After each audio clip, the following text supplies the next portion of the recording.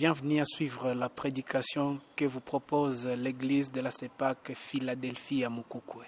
Que Dieu vous bénisse. Gloire soit rendue à l'Éternel. La bonne réputation, comme nous l'avons dit, était la première valeur chrétienne qui s'est dégagée dans le texte que nous avons lu de Proverbes 22, 1 à 3.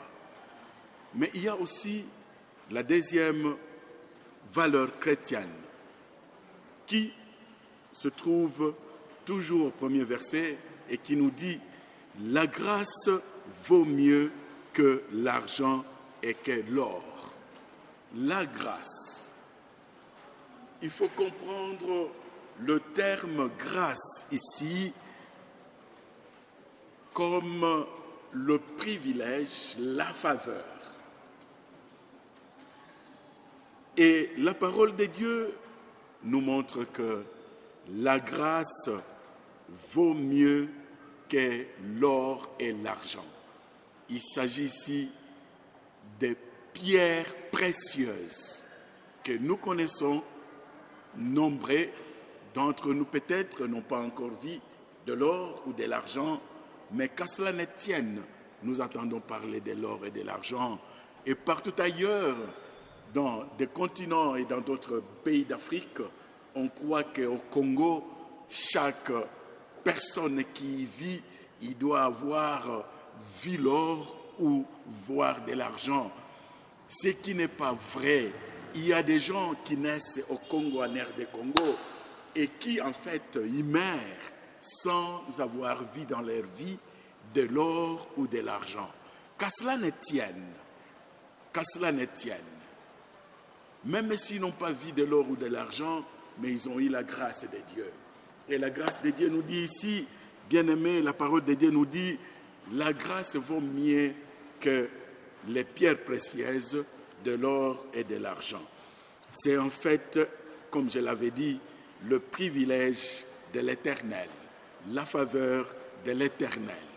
Et le Swahili parlerait encore peut-être mieux, si je peux le dire, et j'ouvre la parenthèse, inaita hapa inahusu kibali, kuwa na kibali.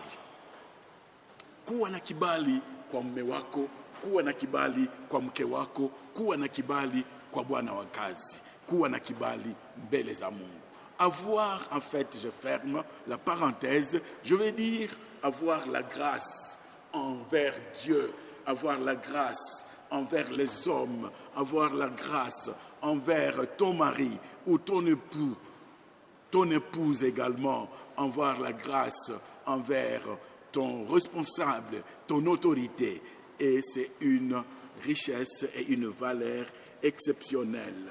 Ici, parler de la grâce, nous trouvons plus spécifiquement dans les textes de Proverbes 3, verset 1er à verset 4 qui nous dit « Mon fils, n'oublie pas mes enseignements et que ton cœur garde mes préceptes, car ils prolongeront le jour et les années de ta vie et ils augmenteront ta paix. Que la bonté et la fidélité ne t'abandonnent pas.